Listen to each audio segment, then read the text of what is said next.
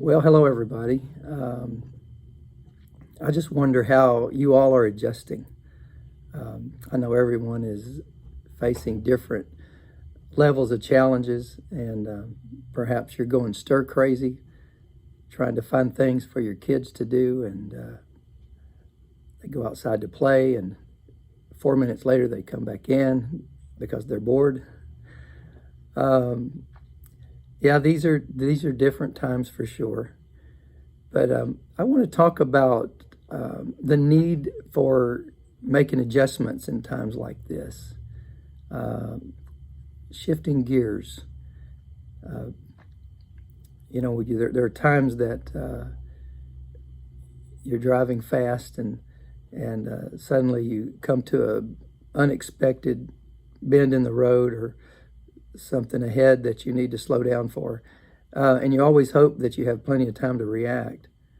But we are on the other end of the spectrum. We're just kind of sitting around and reading the news and hoping that there's something good that's going to come out of this, and an end in sight. I'm hearing bits and pieces and so forth, and you are too. But right now, it is what it is. We are having to do the best we can with this situation. And I want to talk about shifting gears.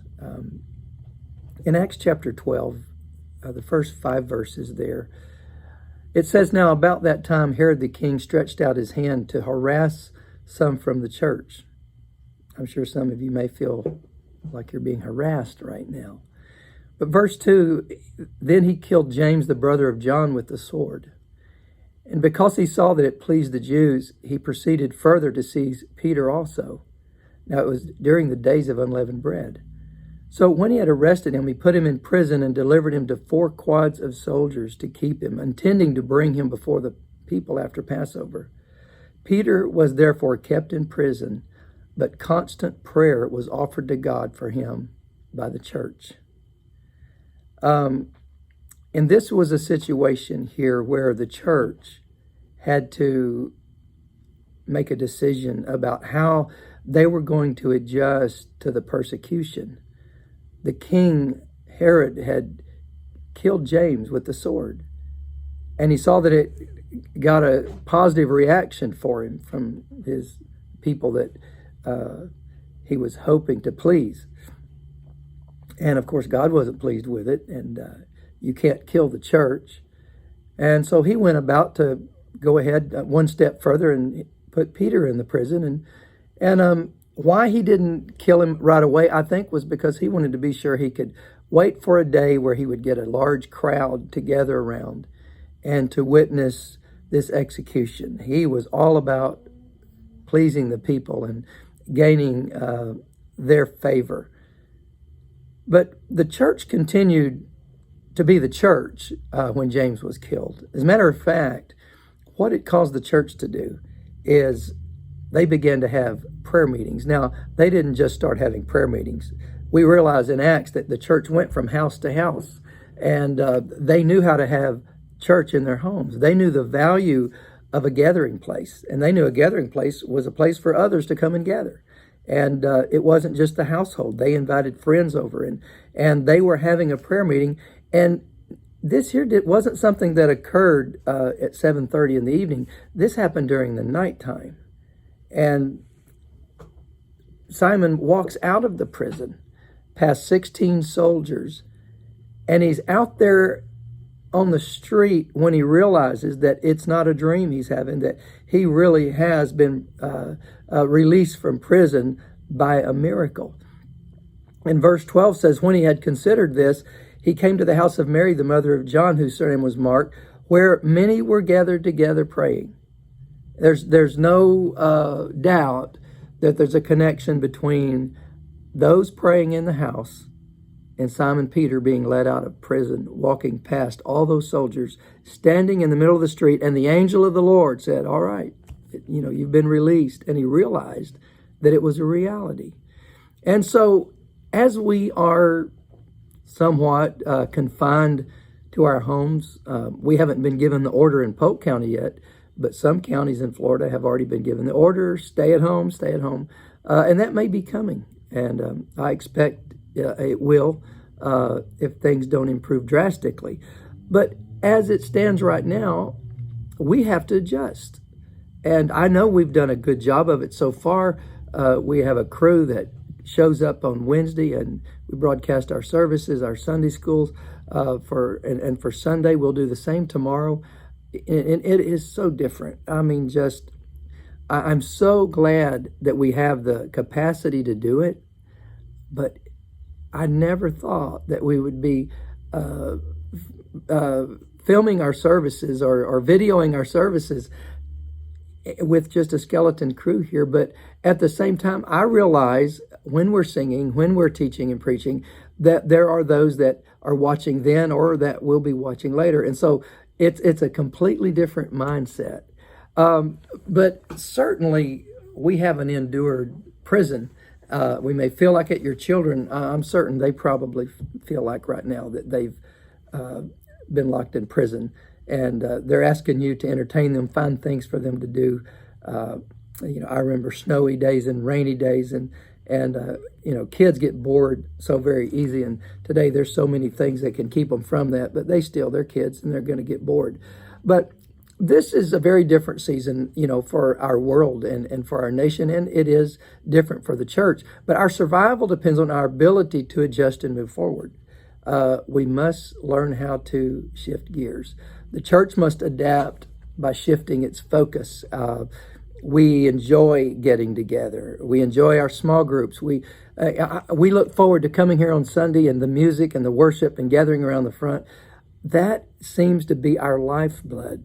But now we're doing it a completely different way. So we're having to adjust to it, understanding that God is able to help us no matter what we're going through. And so I think we know that it's going to be all right. We just have to do the very best, excuse me, with what we have to work with. We cannot accept the absence of corporate worship and sit down and just wait for the all clear and say, well, I'll get back in gear whenever that happens. Our homes must become our sanctuaries. Our children need to see us turn our homes into prayer rooms. They need to know that prayer is the ultimate goal in the home, to talk to God and bring God into our situations. And so we need to be sure that we are tuning into the services, that, watch them again just for good measure. Find something in there you may have missed. I remember many years ago, I was probably, 11, 12 years old. And I was at a friend's house, and he said, my brother has a motorcycle. Do you think you could get it started and we could ride it? This kid was a little younger than me. And so I figured, I'd seen motorcycles go down the road. Surely what, could there be to it? So we pushed that motorcycle out into the street, and I found the button that you turn it on. And I knew you had to hold in the clutch. And I didn't know about all the gears. That was something I wasn't aware of. I knew it had gears, and maybe 4 of them, maybe 5. I didn't know. But I got it in neutral, and I held the clutch in, and I stomped on the kickstart, and it roared to life. And man, what a great feeling that was. And so I'm trying to hold it up while he's already getting on it. And so what I had to do, I was barely able to hold it up while I was standing over it. And I had to try to take off. And it took a while to take off in the correct gear. And I finally found first gear. And so I took off in first gear, and we were on our way. And I thought, this is freedom. I'm going to get to, ride a motorcycle for the first time. And I just couldn't wait. The places that we were going to be able to go on that motorcycle, hopefully not being seen by the policeman. But unfortunately, I couldn't find second gear. And I would go in first, and I'd try to go to second, and I'd end up in fourth, and it would just bog down. And I'd stop, we'd start it again, and on. And well, I never got it out of first gear. I couldn't change gears. And so we had to push the motorcycle back into the garage and go do something else. You see, if we don't learn how to get out of first gear, and if we don't learn how to go through the different stages, well, we're going to just end up being stuck in the same gear. The thing I wasn't aware of with that motorcycle is how the transmission worked. And it's probably good for my health that at that day I didn't know how the transmission worked. But here I am in my office, offering up a daily devotion, and it's not church. There's no music playing. There's no musicians here. If I were to say musicians, come and let's prepare to sing, they're not here. We'll do that tomorrow. And even then, when we do that, it's going to be just a handful of people here. So what do we do? You know what? We're going to keep doing it because we know the transmission is the church. And the church is where we filter everything through. The church is where you bring your problems, you bring your shortcomings, and it transmits that to God's hands, and God transmits his power back to you. The church is the place where, think about this, while we're here, talking about what we're going to do tomorrow and when will we get out of this, lockdown as we're in. At the same time, all around the world, our church and churches like us are supporting missionaries. And so how does that happen? Well, we have missions giving. And people here, they commit to giving a certain amount a month. And you may give $10, $20, $30, $40 a month, I don't know, to missions. And you go online and you designate that to go to foreign missions or North American missions.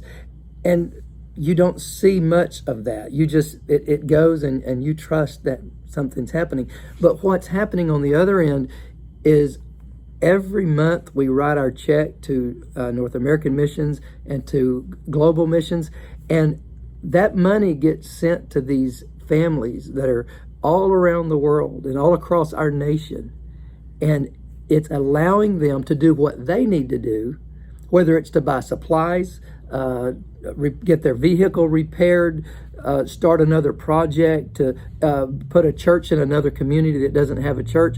We're not seeing all of that, but it's transmitted through the church. So your efforts are always making a difference, whatever you're doing. And so right now, as I'm saying, we have an empty building. Tomorrow when we have church, it'll be mostly empty, but we're going to be transmitting that to you, and it will make a difference in your life, because what we're dealing in here is eternal life. We're dealing in the power of God's Spirit working through us. And so we walk by faith, we live in faith, and we know that our God is able to do everything we ask him to do. Think about that.